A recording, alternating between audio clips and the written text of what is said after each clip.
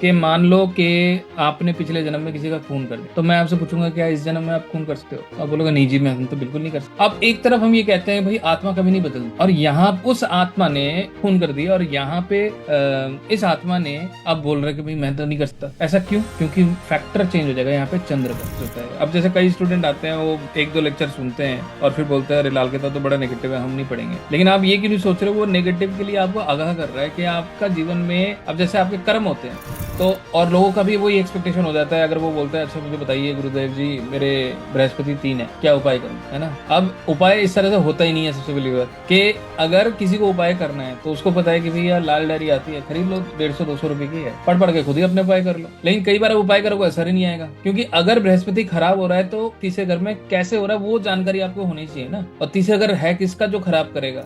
उस चार्ट में 8वें घर में शनि, ठीक है, और दूसरे घर में बृहस्पति। किसी ने कहा कि हमें, तो हमारे गुरुजी ने यह कहा कि बृहस्पति अगर किसी का 2 हो, आप कुंडली ही मत देखो, वो अभिशाप वाली कुंडली है। मैंने कहा लाल किताब में बृहस्पति दूसरे में, बृहस्पति खराब भी होता है और अच्छा भी होता है। अब उसका सिंपल कंडीशन बता देता हूँ, सिंपल लॉजिक। अगर बृहस्पति दूसरे घर में है और 8वें घर में कोई भी ग्रह है तो वो बृहस्पति खराब नहीं है। अगर बृहस्पति दूसरे घर में है और 8वां घर खाली है, अब वो बृहस्पति खराब है। अब इसका मतलब ये नहीं कि वो इंसान जो है, आप उसकी कुंडली देखोगे तो आप परेशान में आ जाओगे, आप उसको उपाय दोगे तो परेशान में आ जाओगे। आपको ये जानना जरूरी है कि कौन से घर में ग्रह फल के होते हैं, उसके दोगे तो आप परेशान होगे, वैसे आप नहीं होगे। अब मैं आपको ये बता रहा हूँ कि कोविड के टाइम में बड़े बड़े लाल किताब वाले एस्ट्रोलॉजर, उन्होंने ये उपाय करवाए जिससे लोगों के कोविड ठीक हुए। उन्होंने क्या कराया मैं यहाँ पे नहीं बताऊंगा, लेकिन मतलब बृहस्पति का ही कोई उपाय कराया उन्होंने। आप अगर रिकॉर्डिंग में देखोगे मैंने बता रखा है, मतलब पहले बताया हुआ ऐसा रखते थे। तो उन्होंने कराया और उसके बाद वो खुद कोविड में फंस गए। देखो सबसे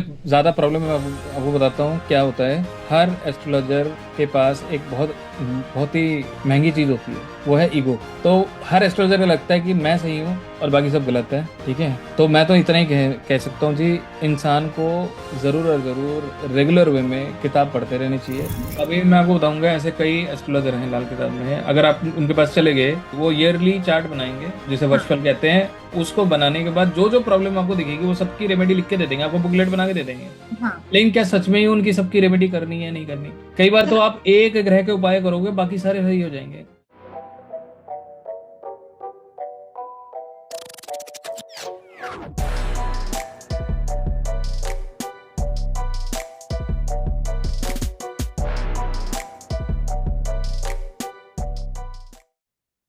तो अभी मैं एक किताब लिख रहा हूँ जो शायद आप लोगों के ग्रुप में शायद नहीं बताया। एक है कर्म विपाक संहिता हाँ, करके। बोला ना सर, आपने डाला है मैसेज। हाँ नहीं, वो दूसरे ग्रुप में डाला है, इस ग्रुप अच्छा। में कई स्टूडेंट है, नहीं उनको नहीं पता। तो उस किताब पे मैं लिख रहा हूँ। वो किताब है क्या? वो किताब जो है वो हर नक्षत्र के चरण के हिसाब से आपके पिछले जन्म के पापों को बताता है कि आपने ये किया, ठीक है, फॉर एग्जाम्पल। लेकिन फॉर एग्जाम्पल हम मान लेते हैं कि आपका कोई ना कोई तो पाप होगा, वो एक एग्जाम्पल ऑफ आपके पापों को बताया जा रहा है उसमें, है ना। लेकिन आप ये समझो कि मान लो कि आपने पिछले जन्म में किसी का खून कर दिया, तो मैं आपसे पूछूंगा क्या इस जन्म में आप खून कर सकते हो? तो आप बोलोगे नहीं जी, मैं हम तो बिल्कुल नहीं कर सकते। अब एक तरफ हम ये कहते हैं भाई आत्मा कभी नहीं बदलती, और यहाँ उस आत्मा ने खून कर दिया, और यहाँ पे इस आत्मा ने अब बोल रहे कि भाई मैं तो नहीं कर सकता। ऐसा क्यों? क्योंकि फैक्टर चेंज हो जाएगा यहाँ पे चंद्र का। चंद्र और राहु आपके मस्तिष्क को चलाता है ना। आत्मा आत्मा जब भी एक शरीर में प्रवेश करती है वो शरीर का हो जाता है। मान लो पिछले जमाने में आप बाहुबली थे, तो आपके अंदर वो घमंड होगा ना शरीर का। आज आप पिद्दू से हो, तो अब आप किसी से पंगा नहीं लोगे, चाहे आत्मा वही है ना। आत्मा बदलती भी है और नहीं भी बदलती है, मतलब बदलती एक सिनेरियो बेस्ड पे है, क्योंकि वो चंद्र पे डिपेंडेंट है। दिमाग और को मतलब दिमाग जो है ना आत्मा को कंट्रोल करता है, आत्मा खुद दिमाग को कंट्रोल नहीं कर सकता। इसलिए लोगों को बोलते भाई मेडिटेशन करो ताकि आत्मा जो है उतना बलशाली हो, दिमाग पे काबू कर सके। लेकिन आजकल की डेट में मैक्सिमम केसेस में दिमाग ही आत्मा को चला रहा है, सही है सर। आदमी है ना। आत्मा की कम, दिमाग की ज्यादा हाँ, स्मृति तो चल। हर इंसान दिमाग के बस पे चल रहा है। ऐसा कोई भी नहीं होगा जो बोलेगा नहीं नहीं मैं तो आत्मा के हिसाब से सुन के चल रहा हूँ। नहीं, ऐसा नहीं है, वो बहुत मुश्किल है। और जो इंसान आत्मा की सुन के चलेगा वही मोक्ष प्राप्ति करेगा। सर एक चीज और पूछना था, अब इन दिनों में कुछ एस्ट्रोलॉजी से दिमाग हट रहा है, नेगेटिव थॉट्स आ रहे हैं कि शायद इसमें सारा नेगेटिव नेगेटिव, तो ये क्या प्लैनेट के कॉम्बिनेशन कुंडली में बन रहे होंगे सर? वो देखो सिनारियो बेस्ड होता है। अब जैसे कई स्टूडेंट आते हैं, वो एक दो लेक्चर सुनते हैं और फिर बोलते हैं अरे लाल किताब तो बड़ा नेगेटिव है, हम नहीं पढ़ेंगे। लेकिन आप ये क्यों नहीं सोच रहे हो, वो नेगेटिव के लिए आपको आगाह कर रहा है कि आपका जीवन में, अब जैसे आपके कर्म होते हैं, किसी ने बोला भैया आपने पिछले जन्म में किसी को गला घोट के मारा। अब जैसे एक मैं बताता हूँ, अश्लेषा के तीसरे चरण में लिख रहा था, अश्लेषा के तीसरे चरण में अगर किसी का जन्म है तो कहते हैं कि वो इंसान क्षत्रिय था, पिछले जन्म में क्षत्रिय था, और उसके घर में उसके मामा और उसके बेटा आया था, न मामा और उसकी बेटी आई थी।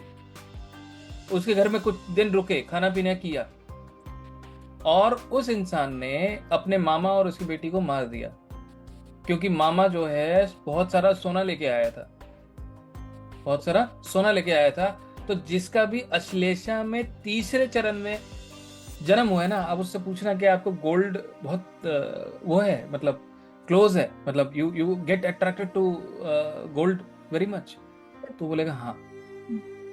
ये सब और चीजें हम लोग हाँ आकाशिक में ना टैरो और ओशो ज़ेन के कार्ड के थ्रू पूरा डिकोड कर रहे हैं सर। हाँ, तो मैं वही वही चीज बता रहा हूँ कि हर हर वो एक्चुअली वही घटना हुई है जरूरी नहीं है, लेकिन वो आपको एक इंडिकेशन दे रहा है कि इस तरह की घटना हुई थी। लेकिन क्या वो आज के जमाने में ये इस तरह के खून करके वो सोना ले सकता है? नहीं ले सकता। लेकिन वो पिछली बार किया, फिर उसने नर्क भी भोगा। उसमें ये लिखा है कि उसने इतने साल नर्क भोगे और उसके बाद उसने हाथी का जन्म लिया और उसके बाद मनुष्य शरीर में आया, है ना। मतलब इस तरह के सीक्वेंस में वो बताया गया है। ये चीज भी हमारे पास लाइफ से, जैसे आप आईटी सेक्टर में थे, आप कभी लाइफ में नहीं सोचे होंगे कि आप एस्ट्रोलॉजी में आएंगे या ऑकल्ट में आएंगे, बट हाँ, आपकी लाइफ ने बताइए। सडन आपको ऑकल्ट में टर्न किया, तो ये भी आपका कहीं पास्ट लाइफ से कनेक्टेड होगा सर? कुछ अधूरी चीज होगी जो हाँ, छोड़ा कहीं ना आपने, वो कहीं यहाँ होगा। आके आपने पूरा किया। हाँ, तो ये तो हम कहते हैं ना कि अगर शनि 5 हो, फिफ्थ हाउस से देखते हैं सर ये। ख्वाहिश के 5वां घर ख्वाहिशें होती हैं, हाँ, हॉबीज होती हैं, इच्छाएं होती हैं, है ना। तो कहीं ना कहीं कोई ऐसी इच्छा थी जो अधूरी रहेगी, आधा पढ़ के इंसान आ गया तो वो उसको वो कंटिन्यू करता आ गया। पांचवें घर को पिछले लाल किताब के हिसाब से पास्ट लाइफ का भी बोलते हैं ना सर, कुछ कर्मास लेके आता है इंसान। हाँ, उसे वैसे वैदिक में पूर्व पुण्य बोलते हैं, लेकिन मैं पूर्व कर्म के फल बोलता हूँ 5वें घर को। पांच कर्म तो अच्छे और बुरे दोनों हो सकते हैं, और 5वां घर अच्छा और बुरा दोनों स्थिति में हो सकता है। ऐसा नहीं कि वो अच्छा ही है या बुराई है, ऐसा कभी नहीं होता। तो उसमें बैठे हुए प्लैनेट्स के अकॉर्डिंग पता चलता सर ये अपने को कि ये अच्छा है ये बुरा है? हाँ बिल्कुल, वो ही आएगा ना सर, क्योंकि बिल्कुल वही बात है कि अगर कोई ग्रह को कहीं बैठा है 5वें घर में, तो उस स्थिति को बताएगा ना कि वो कितना अच्छा है कितना बुरा है। सर लाल किताब में तो हम 9th हाउस को पांचवा नहीं, 5वां फ्यूचर है, बच्चे है नहीं, ना, नहीं पास्ट लाइफ है पांचवा का। 9वां जो होता है ना वो कुल बताया गया है। तो पिछला हो गया ना। हाँ पिछला हो गया, नो डाउट, लेकिन कुल की वृद्धि कौन कर रहा है? वो लगन वाला, है ना। कुल की नींव कौन रखता है? 5वां। मतलब आपके कुल कौन बढ़ाएगा? 5वें से बढ़ेगा ना आपको कुल। तो लाल किताब 5वें को बोलता है फ्यूचर, और वैसे भी वैदिक में भी 5वां फ्यूचर है। लेकिन ऐसा देखिए, कुछ चीजें देखो, त्रिकोण जो होता है ना, पहला 5वां और 9वां, ये एक दूसरे से इंटरलिंक्ड है और ये अपने हिसाब से बदलते रहते हैं। जैसे हम कई बार वैदिक में ये बोलते हैं कि भाई 5वां जो है पूर्व पुण्य है, और इस जन्म के जो आप पुण्य कर रहे हो वो 9वां है। तो अगर आप बोलो कि आज की डेट में आप किसी के लिए कोई डोनेशन कर रहे हो, कोई अच्छा काम कर रहे हो, तो कौन सा है? वो 9वां है। अच्छा, 5वां आपकी इच्छा अगर है, मतलब 5वां हम इच्छा कहते हैं क्योंकि वो सूर्य का भी है। इंसान बोलता है मैं दिल से ये चाहता हूँ, अगर वो कुछ बोल रहा है मैं दिल से चाहता हूँ, तो कहीं ना कहीं 5वें की बात है। तो 5वें का 9वां कौन है? पहला। तो इसका मतलब क्या है? वो दिल से चाह रहा है, वो दिमाग से भी वही सोच रहा है, तभी तो वो एग्जीक्यूट करेगा।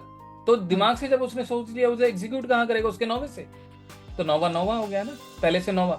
तो 9वां जो है अल्टीमेटली जो आप पूर्व मतलब पॉजिटिव काम कर रहे हो, वो जाके 9वें में ही जमा हो रहा है, क्योंकि उसी के थ्रू आप दान पुण्य कर रहे हो ना।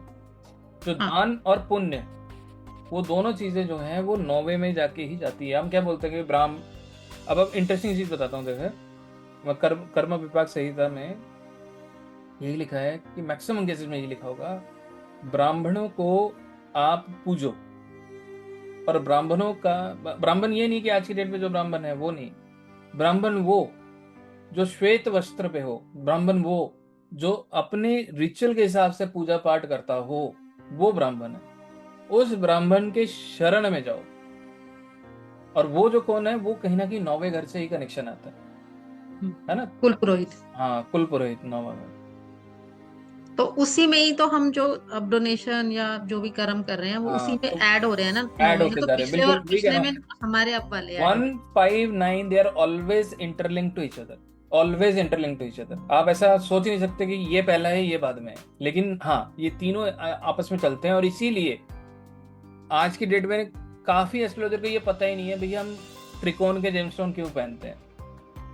सर, वो अब जैसे यही कंसेप्ट है कि वो एक दूसरे को सपोर्ट करते हैं, लेकिन जेमस्टोन इस तरह से काम करता नहीं है कि जैसे आपने त्रिकोण देखा और वैसे कर दिया। अगर आपका त्रिकोण ही कमजोर है, आप जेमस्टोन पहनोगे वो और कमजोर कर देगा आपकी कुंडली को। पहन के तो देख लो आप। मतलब कमजोर को पावर तो देनी नहीं है ना।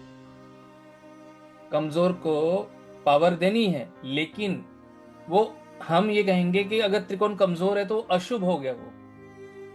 हमें पहले उसको बैलेंस कर लेना चाहिए, बैलेंस के बाद अगर वो सही होगा तो उसे पावर देना चाहिए। तो आपकी और कुंडली में जरूरी नहीं है कि कोई भी एक, अब कई लोग बोलते हैं जेमस्टोन बता दो जी। अब ये गारंटी नहीं है कि आपने बोला जेमस्टोन बता दो और आपकी कुंडली में कोई ना कोई एक जेमस्टोन होगा जो अच्छा ही होगा, आपको अच्छा ही देगा, ऐसा है नहीं। लेकिन लोगों के एक माइंडसेट हो गया, उन्होंने इतने सालों से, इतने वक्त से ये चीज सुना है कि भाई पंडित के पास जाएंगे और जेमस्टोन लेके आएंगे, उससे हमारी किस्मत बदलेगी। ऐसा नहीं होता सर, लेकिन कभी नहीं होता। वैदिक वाले त्रिकोण को उठा के और सेकंड हाउस को लेके स्टोन पहना देते हैं। हाँ पहना देते हैं, लेकिन वो वो पहना ही सही देते हैं तो तरीका नहीं फाइन है। है। हाँ, देखो वो तरीका स्टोन गलत के हिसाब से अगर मैं कहूँ तो स्टोन के हिसाब से कृष्णमूर्ति पद्धति इस मामले में काफी अच्छी है। उससे आपको एक्यूरेसी पता चल जाती है कि यार जेमस्टोन सच में ही आपको हेल्प करेगा नहीं करेगा। हम और पूछते हैं, जैसे मैं बताता हूँ, हम पूछते हैं कि आपको जेमस्टोन क्यों चाहिए, और ये एक ऐसा मेथड है जो कृष्णमूर्ति ही यूज करता है, कृष्णमूर्ति पद्धति ही यूज करता है। क्या करता है कि अगर किसी ने बोला मुझे फाइनेंस के लिए चाहिए तो हम फाइनेंस के रिलेटेड देखेंगे। अगर कोई बोलता है मुझे जॉब के लिए चाहिए तो मैं जॉब के रिलेटेड ही देखूंगा। अगर कोई बोलेगा मुझे विवाह करना है तो विवाह के रिलेटेड ही मैं देखूंगा। तो घटना के हिसाब से हम जेमस्टोन देंगे, and it is going to be a temporary till the event is getting prosper. अगर इवेंट हो गया उसको उतार देना है आपको। क्यों है ऐसा? ये इसलिए ऐसा है क्योंकि कृष्णमूर्ति पद्धति के हिसाब से हर एक घर पॉजिटिव और नेगेटिव फल देता है। जैसे कि अगर मैं कहूं नौकरी छठा घर है, लेकिन नौकरी को खाने वाला पांचवा घर है। लेकिन पांचवे को तो हम पवित्र मानेंगे क्योंकि वो त्रिकोण है। लेकिन पांचवा चाइल्ड बर्थ के लिए बहुत अच्छा है, लेकिन चाइल्ड ना होना उसके लिए चौथा खराब है। तो चौथे को हम केंद्र बोलेंगे, भाई केंद्र तो पावरफुल होता है। तो हर इवेंट के हिसाब से वो आपको सोच समझ के आपको जेमस्टोन चूज करना चाहिए, जिसके लिए कृष्णमूर्ति पद्धति इज मोर बेटर। वो मतलब प्रैक्टिकल वे में काम करता है। जो घटना करवाने के लिए हम उसको थोड़ा टाइम के लिए यूज करें और वो घटना हो जाए और फिर उसको निकालते हैं। यस, घटना कराने के लिए वो हम एक तरह से उस ग्रह को बल दे रहे हैं, पावर दे रहे हैं। लेकिन वो अगर कहीं से आठवां या बाधकेश से कनेक्ट हो जाता है तो ऐसे केस में हम मना करते हैं या अवॉइड करते हैं। और सर, मैंने 159 को ऐसे लिया हुआ था, फर्स्ट हाउस हम खुद है सेल्फ, और नौवां घर हमारा जो पूरा कुल का पीछे जो भी हमें प्रॉपर्टी मिलती है या सब चीजें देखने के लिए, और पांचवा घर चाइल्ड बर्थ से ज्यादा कनेक्टेड है, तो आने वाला फ्यूचर हमारे बच्चे। तो मैं इसको हाँ 159 ऐसा है, ऐसे ही जोड़ रही हूँ। लेकिन अब क्या उसका फल क्या होगा? ये हमेशा त्रिकोण चलता रहता है, त्रिकोण कभी रुकता नहीं है। पांचवे का फल क्या है? वो इम्पैक्ट आपको देगा पहले घर को, है ना? और नौवे का सपोर्ट कौन है? पांचवा है। पांचवे का सपोर्ट कौन है? पहला है। पहले का सपोर्ट कौन है? नौवा है। तो ये साइकिल चलता रहेगा हमेशा। और इस दुनिया में हमें जो फायदे मिलेंगे, जो सब चीजें, वो हम फिर 11वें घर से देखेंगे। जो फायदे मिलेंगे 11वें घर से देखेंगे। 11वें घर से देखेंगे। आपको इस दुनिया से जो भी लाभ मिलना है वो 11वां घर है। अब 11वां घर है किसका? देखो आप शनि का है, और उस शनि, अब लोग समझते हैं भाई शनिदेव को पूजा कर ले, शनिदेव को पूजा कर ले तो सब कुछ हो जाएगा। लेकिन एक्चुअली में क्या होता है, सिर्फ अकेला शनि 11वें घर के रिजल्ट नहीं दे सकता, क्योंकि शनि जब तक बृहस्पति से अप्रूवल नहीं लेगा तब तक वो ठप्पा ही नहीं लगेगा कि आपको ये रिजल्ट मिलना है। तो इसलिए 11वां घर शनि और बृहस्पति दोनों से चलता है। सर लाल किताब में बहुत अच्छा से ऐसे मिल जाते हैं आंसर। जैसे अब पहले जो 4 घर हैं बंद मुट्ठी वाले, वो जो हम खजाना साथ लेके आए हैं, अच्छे और हाँ बुरे दोनों, तो हाँ वो उसका रिजल्ट हम सारी जिंदगी अपने साथ लेके चलते हैं। बिल्कुल। कोई भी एक ग्रह अगर आपके बंद मुट्ठी में आ गया और वो अकेला है, वो बहुत बेहतरीन माना जाएगा, चाहे आप कितने भी, वो चाहे नीच का ही क्यों ना हो, चाहे वो देगा। नीच का ही क्यों ना हो, वो आपको जिंदगी भर कोई ना कोई बेनिफिट देता रहेगा। हाँ।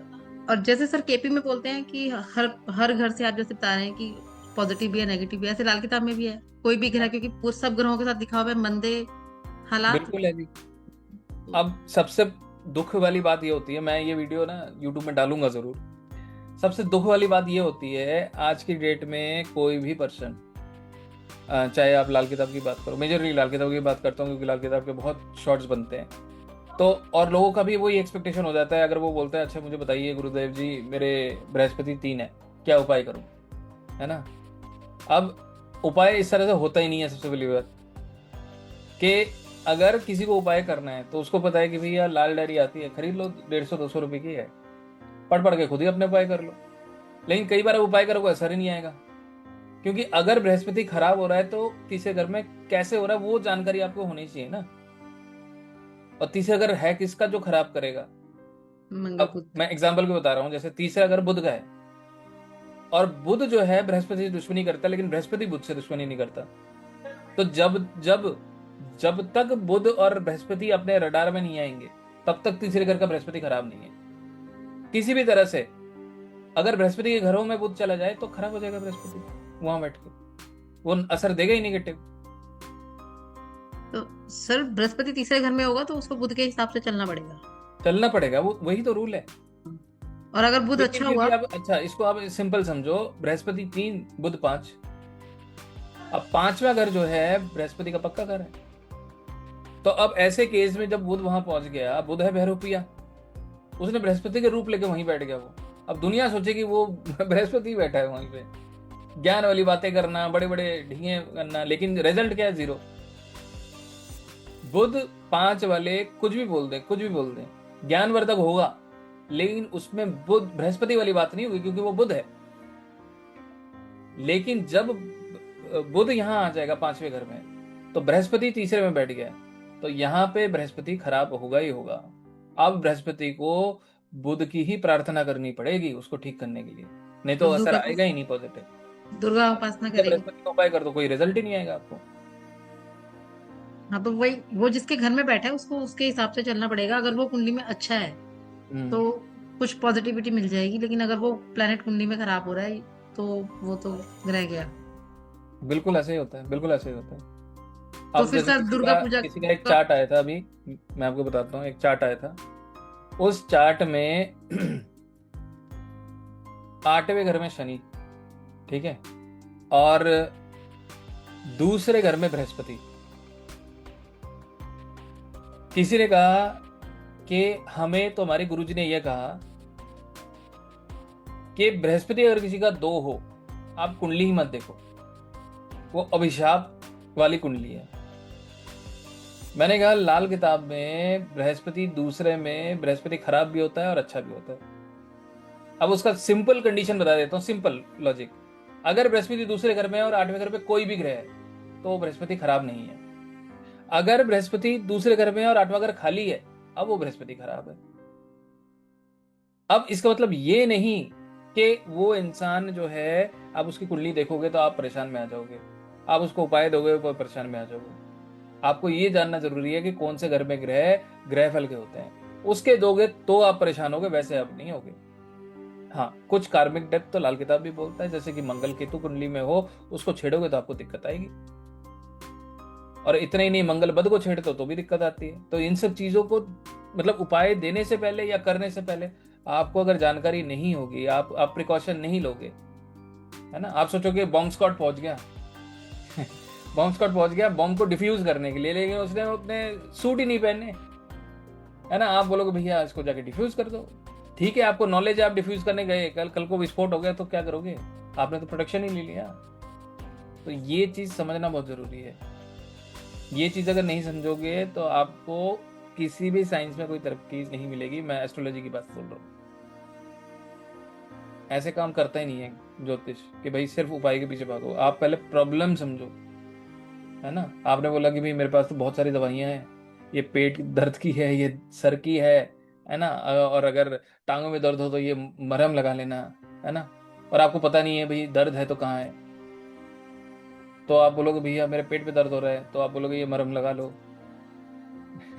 तो ऐसे काम नहीं पर होगा ये ना। हाँ, ये तो वही हो गया कि अगर आपके सिर में दर्द है और वो एसिडिटी की वजह से रहा है, तो इलाज तो एसिडिटी का करना है ना। एसिडिटी करना सिर पड़ेगा। दर्द तो बात तभी ठीक होगी।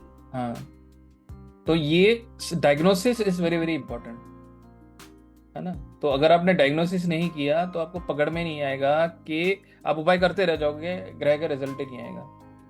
ग्रहफल को सीधे नहीं छेड़ेंगे ना। हाँ, ग्रहफल को कभी सीधा नहीं चढ़ेंगे। ग्रहफल को अगर देखना भी है तो बहुत कॉशियसली हम देखेंगे उस घर का कौन सा ग्रह है जो उपाय के काबिल है, उसके द्वारा हम जो है करेंगे उपाय। मशनूई से कर लेंगे कर सकते हैं, वो भी या, कंडीशन बेस्ड। या बना के या तोड़ के, ऐसे भी हाँ, होगा ना। वही मैं कह रहा हूँ, कंडीशन बेस्ड है। आप सीधा ऐसे नहीं कर सकते कोई भी चीज। हाँ सर, कोई भी चीज बनता सीधे नहीं नहीं है। है ना। अब जैसे शनि आठ है, हम्म, क्या वो उपाय कर सकते हैं उसका? लाल किताब में तो लिखा है उपाय करने के लिए। लेकिन उपाय का मतलब ये नहीं कि ग्रह को कहीं शिफ्ट करना। लोग ये सोचते हैं भाई शिफ्ट कर दो। सर उपाय का मतलब ये भी हो सकता है कि उसी घर में रख के आप उसको घर में उसका असर। कहीं उसको शील्ड में डाल दो, या उसको शांत कर दो बिना विस्फोट करके, है ना, बिना किसी एंटी उसके। सर, एक चीज पूछना था उपाय से। अभी आप बोले मेरी एक फ्रेंड है, उनके ऊपर ही कोई वो है, लाल किताब की ज्ञानी है काफी। तो रिसेंटली लास्ट वीक उन्होंने मेरे को बोला कि पोती की कुंडली देख के, अब उनको ये पक्का नहीं पता कि सेकंड हाउस में सैटर्न है या 8th में है। दादा को उन्होंने श्मशान में पीपल का झाड़ लगाने की रेमेडी बताई और वो करके भी आ गए। तो ये तो ठीक नहीं है ना सर। सेकंड हाउस हो तब भी नहीं, 8th हाउस हो तब भी नहीं, पोती की कुंडली से दादा को बोला उन्होंने। देखो जी, एक और चीज बताता हूँ। आपने जो बताया है ना ये चीज, कोई भी शुभ ग्रह को आप अगर ऐसे घर में ले जाओगे जो दूषित घर है तो आपको तकलीफ जरूर आएगी, है ना। कौन सा पौधा पेड़ ले गए आप बताओ? पीपल का झाड़। पीपल कौन है? बृहस्पति। बृहस्पति है। हाँ, अब बृहस्पति को आप 8वें घर में ले गए। शमशान सही है। हाँ, 8वां घर शमशान है, तो शमशान। 8वें घर में ले गए तो वहां पे तो दिक्कत आएगी ना बृहस्पति को। अब मैं आपको ये बता रहा हूँ कि कोविड के टाइम में बड़े बड़े लाल किताब वाले एस्ट्रोलॉजर, उन्होंने ये उपाय करवाए जिससे लोगों के कोविड ठीक हुए। उन्होंने क्या कराया मैं यहाँ पे नहीं बताऊंगा, लेकिन मतलब बृहस्पति का ही कोई उपाय कराया उन्होंने। आप अगर रिकॉर्डिंग में देखोगे मैंने बता रखा है, मतलब पहले बताया हुआ है सर आपने। तो उन्होंने कराया और उसके बाद वो खुद कोविड में फंस गए। मैंने उनको वही बोला, सर आप तो फंसोगे, बताने वाला ज्यादा फंसेगा आपको इस तरह के, और वो अपने आप को और मैं टीचर कह बोलते रहा हूँ कि जो टॉप लेवल के हाँ लाल किताब के एस्ट्रोलॉजर है उन्होंने कराया, मैं नाम नहीं लूंगा। नहीं सही सर। मैं शॉक्ड हो गई भैया, 8वां का शमशान है, पीपल क्यों ले जाके लगवा दिया, और ये बेचारे अनजान में जाके उन्होंने बोला तो लगा के आ गए। समझ ही नहीं आया मेरे को, मतलब क्या इनके ऊपर परेशानी या उस बंदे के ऊपर रहेगी, कुछ नहीं। और उनके घर में सर बच्चा नहीं हो रहा है, बहू को 4 या 5 बार 3-3 महीने के अबॉर्शन हो गए। बहू के तीसरे घर में शनि है, 5वें पे दृष्टि दे रहा है, वो उपाय वो नहीं करा रहे। प्रेगनेंसी होते ही सास बहू को अलग कर दे रहे 20-25 दिन के लिए। जो मेजर उपाय है वो एक भी नहीं कराते उसको। कम से कम 4 या 5 बार वो लड़की को अबॉर्शन हो गया सर, बहू को खुद। अब जो आपने ये कॉम्बिनेशन बताया, कोई भी एस्ट्रोलॉजर जाएगा वो बोलेगा हाँ जी हाँ जी शनि के उपाय कर लो, जबकि शनि वहां ग्रहफल का है। हाँ और वो कुछ किसी केसेस में होता है, लेकिन वो प्रेगनेंसी में नहीं अलग करते हैं। वो तो दादी पोते का जहाँ जिस हाँ, बच्चा बनेगा वो तो बच्चा होने के पहला बाद बच्चा दादी के या उनकी नानी के हाथ में वो नहीं देना चाहिए, वो चीज है। वो रूल है 40 दिन का। मैंने सर को जब करा था ना, जब सर को पूछा था तो सर बोले उनका शुक्र और चंद्र मिल रहा होगा। शुक्र चंद्र ही बोला था ना सर आपने उनका? याद नहीं है ना कुछ। हाँ, तो उस वजह से उन्होंने अलग कराया बोल के बोला था, लेकिन वो 40 दिन में ही बच्चा फिर उनको अबॉर्ट हो गया। और जबकि मैं उनको बोल रही हूँ जब भी ऐसे कुछ हो ना तो जो आपने बताया हुआ ना लाल डोरे का मंगल वाला उपाय, वो तो बिल्कुल करना ही नहीं। मतलब भाई आप इतने बड़े ज्ञानी हो लाल किताब के, आपको एक्चुअल रीजन नहीं समझ में आ रहा कुंडली में क्या है उसका। हम अनपढ़ है, अभी तो पढ़ ही रहे, तो भी तो हम आपको डायग्नोस करके बता दे रहे कि ये ये उपाय आप कर लो। हाँ, ये रेमेडी तो लाल किताब में दी हुई है। हाँ, सुन ही नहीं रहे हैं। देखो सबसे ज्यादा प्रॉब्लम मैं आपको बताता हूँ क्या होता है। हर एस्ट्रोलॉजर के पास एक बहुत बहुत ही महंगी चीज होती है, वो है ईगो। तो हर एस्ट्रोलॉजर को लगता है कि मैं सही हूँ और बाकी सब गलत है। ठीक है, तो मैं तो इतना ही कह सकता हूँ जी, इंसान को जरूर और जरूर रेगुलर वे में किताब पढ़ते रहनी चाहिए, ताकि अपने अंदर जो अशुद्धियां हैं वो इंसान धो सके, उसको सही कर सके। सर उनकी एक स्टूडेंट मेरी कस्टमर है, तब मैं एस्ट्रोलॉजी में नहीं आई थी, मैंने सिर्फ न्यूमरोलॉजी टैरो सीखा था। जी। तो वो मयंक की कुंडली देख के ऐसे ही वेडनेसडे के दिन, पहला वेडनेसडे जो भी आएगा, मट्टी का घड़ा ले लो, उसमें सामान भर दो और बहा के आ जाओ बोल के। तो मेरे को तो समझ ही नहीं बैठा, कहानी नहीं समझ में आई, और इमीडिएट थोड़े दिन के बाद मैंने आपको ज्वाइन कर लिया। वो एक मैडम को ज्वाइन किया था, वहां से 4 दिन में हट गए हम। फिर बाद में जब पता चला, और उसके पास 7वें घर में मंगल बुध साथ में बैठे थे, और वो अगर मैं पानी में बहा देती 3 बुधवार कुछ करने के लिए, उन्होंने बोला था, प्रदीप तो बेचारे रेडी हो गए, बोली भैया मेरे तो इंट्यूशन नहीं मान रहा मेरे को ये सब करने के लिए, मुझे नहीं करना है कुछ भी। सर प्रॉब्लम क्या है कि लाल किताब की मतलब कैलकुलेशन तो कोई और कहीं से और से कर रहा है, वैदिक से केपी में भी यूज करें, और उसके बाद न्यूमरोलॉजी वाले, और रेमेडी वो लाल किताब की दे देते हैं। नहीं सर, और उन्होंने ना ये जो जिन्होंने ये पीपल के झाड़ का रेमेडी बताया ना, जो सर है जिनकी स्टूडेंट मेरी कस्टमर है, वो बताती है कि 1 साल तक इन्होंने हमको सिर्फ सूत्र रटवाए लिटरली सूत्र। जो आपने लाल किताब का जो निशानियों का क्लास लिया था ना, वो वाले सूत्र सिर्फ रटवाए बोले इनको, बाकी कुछ नहीं पढ़ाया 1 साल तक। आपको लाल किताब करना है तो कुछ नहीं रटना है, आपको बस धीरे धीरे लाल किताब दिमाग में अपने आप आता है सर। वो आप डेली में अगर सुनते रहो ना, तब भी वो चीज दिमाग में बैठने लग जाती है लाल किताब की, ये बात तो है। क्योंकि हम इतने सारे लाल किताब के जो रूल हैं वो सब लगा के, वर्ष पर लगा के, कई चीजों को कहीं ले जाना है नहीं ले जाना, जल प्रवाह करना है नहीं करना, तब भी नहीं करवाते। मतलब अभी मैं तो नहीं कुछ करवाती, तो लेकिन लोग न्यूमरोलॉजी से देखते हैं और लाल किताब की रेमेडी कराते हैं, फिर गालियां देते हैं वो हमारी लाल किताब की स्टडी को, बैकबोन 3 दिन में लाल किताब की रेमेडी के कोर्स आ रहे हैं। नहीं वो अलग चीज है, और वो क्या अलग चीज वो है। रेमेडी, जब लेकिन तक आप वैदिक से ट्रांजिट देखो, लगाते 2 चीज होती है ना, आप चीज समझो। रेमेडी बताना कि ये ग्रह की ये रेमेडी होती है, और रेमेडी करवाना, हाँ। 2 फर्क है। मतलब मैं समझाता हूँ, मैं शायद समझा नहीं पाया। एक तो रेमेडी कहीं लिखी है, आपने वो चीज बता दी, लेकिन एक्चुअली में क्या उसकी कुंडली में वो एप्लीकेबल हो रही नहीं हो रही, वो समझ के देना, वो सबसे बड़ी बात है। वही तो इम्पोर्टेंट है ना सर, वही तो लाल किताब समझाता है अगर वो आपको कि एप्लीकेबल ही नहीं है उसकी कुंडली में, नलीफाई हो गया। फॉर एग्जांपल आप जो उपाय कराने वाले हो वो तो नलीफाई हो गया उसके प्लेनेटरी कॉम्बिनेशन से, आप कराते रह जाओ, कोई असर ही नहीं आएगा, उल्टा असर आ सकता है। सही है ना। अगर आप बोलोगे अच्छा इस इंसान को सर्जरी की जरूरत है, और बाद में पता चला भाई स्कैन ही नहीं किया और उसकी सर्जरी की जरूरत ही नहीं थी, वो सर्जरी कर दी। सर अब ये जो पीपल के झाड़ को शमशान में पहुंचाया, ये तकलीफ देगा ना सर ये लोग? मैं कुछ नहीं बोलूंगा, वो तो उन्हीं को पता चलेगा, देगा नहीं देगा। वो हम तो सर बहुत क्लोज है, फैमिली है मेरी, समझ लो। तो मुझे वो उस दिन से टेंशन, लेकिन मैं कुछ बोल नहीं पाई उनको भी, कि मैंने कहा भाई नहीं करना चाहिए था, एटलीस्ट एक बार मुझे बता देते। मेरी बात सुनो, उनको जो सही लगा उन्होंने सही सलाह ली, तो उनको जो सलाह मिली वो है अपने आप ही देते हैं सर। उनके ऊपर नीचे उनकी बहन की लड़की दी हुई है उनके घर में, उनके बेटे को, वो अपने आप ही बताते रहते हैं, और ये फिर बेचारे डर के मारे कर लेते, ये पूछने नहीं जाते। अभी मैं आपको बताऊंगा, ऐसे कई एस्ट्रोलॉजर हैं लाल किताब में है, अगर आप उनके पास चले गए, वो मंथली और वो ईयरली चार्ट बनाएंगे, जिसे वर्षफल कहते हैं। उसको बनाने के बाद जो जो प्रॉब्लम आपको दिखेगी वो सबकी रेमेडी लिख के दे देंगे, आपको बुकलेट बना के दे देंगे। लेकिन क्या सच में ही उनकी सबकी रेमेडी करनी है, नहीं करनी? कई बार तो आप एक ग्रह के उपाय करोगे, बाकी सारे सही हो जाएंगे। सर वो वही योग पकड़ने वाली बात है। एक ऐसी सर, अभी हैदराबाद की कोई एस्ट्रोलॉजर है, मेरी भाभी है औरंगाबाद में, उनका बेटा को पता नहीं क्या प्रॉब्लम आया, तो वो बच्चा स्कूल नहीं जा रहा है। वो मैंने टैरो से डायग्नोस कर दिया, वो एक्चुअल प्रॉब्लम समझ में आ गई, सब पूरा एकदम प्रॉपर हो गया।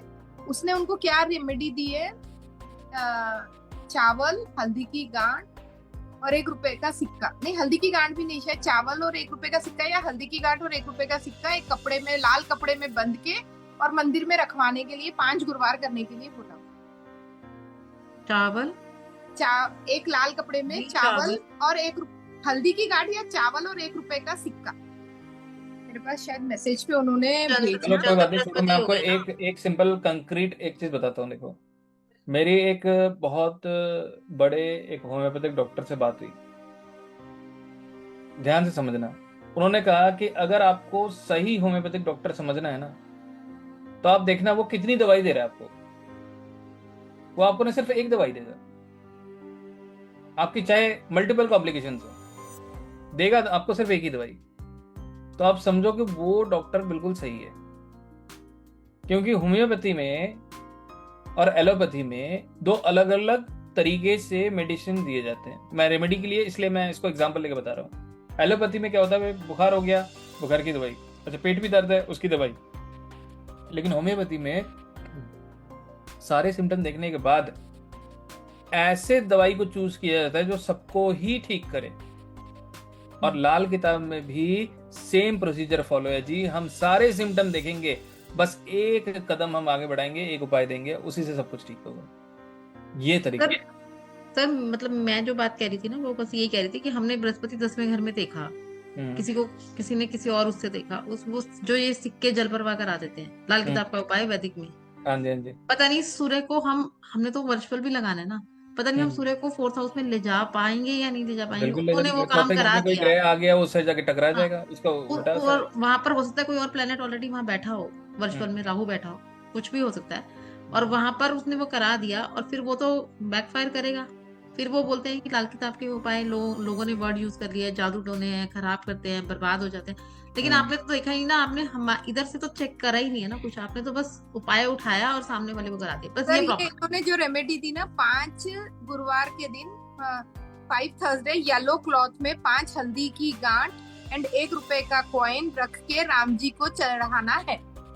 कोई अगर उसने लाल किताब की कैलकुलेशन से दी होगी, वो पता नहीं, उसको लाल किताब आती हाँ। नहीं, मतलब वो टैरो इतना बुरा इंस्टा पे डालती है कि हमको हंसी भी आ जाती है अब कि ये सर यही एग्जांपल ले लीजिए। अब अगर तो वर्षफल के या सब सिनेरियो के हिसाब से 2nd हाउस में ले जा सकते हुए चंद्र बृहस्पति को, फिर तो प्रॉब्लम नहीं आएगी, क्योंकि कोई दिक्कत नहीं है वहां पे। ये तो लाल किताब ही नहीं है। वही देखो, मैं आपको अगर वो मैच कर गया, जितने भी उपाय हैं, ये ज्यादातर लाल किताब के ही उपाय होते हैं। अगर मैं वैदिक के उपाय की बात करूं, वैदिक में जो उपाय हैं वो मंत्र जाप और पूजा है।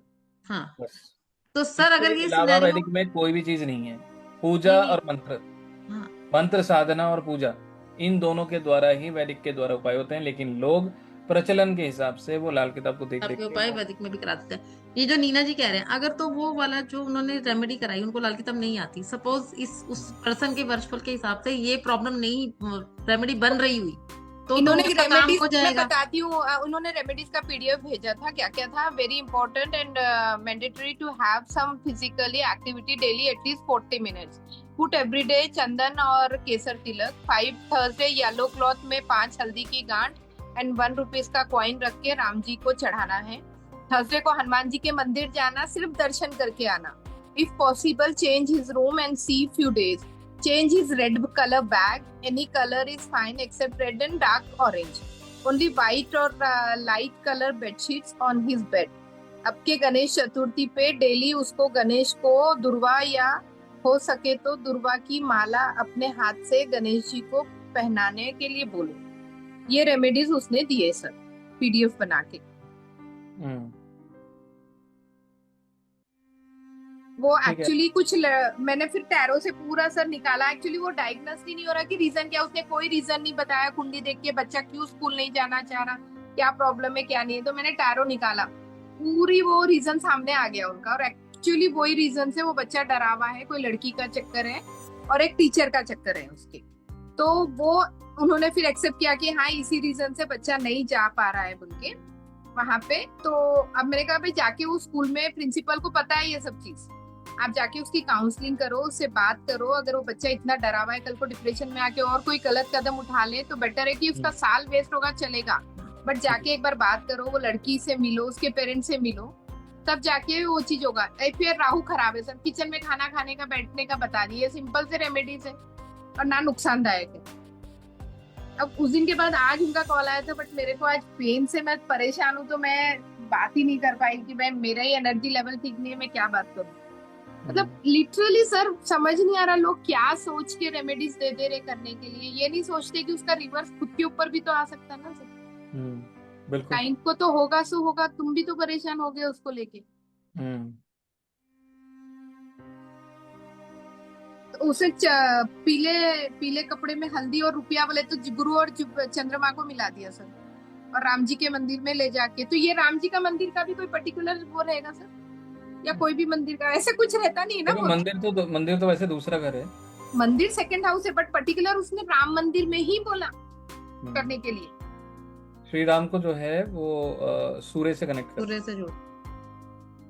अच्छा, कि मेरे पास क्या लाइट का नेट का कनेक्शन का प्रॉब्लम था, तो मैंने कुंडली खोली नहीं थी, मेरे को चार्ट नहीं पता लड़के का अभी क्या कौन से घर में क्या बैठे हुए प्लैनेट्स। सर पता नहीं इतने कॉन्फिडेंस से लोग ऐसे दे रहे रेमेडीज, समझ ही नहीं आ सक्सेस का वही राज है, झूठ विद कॉन्फिडेंस।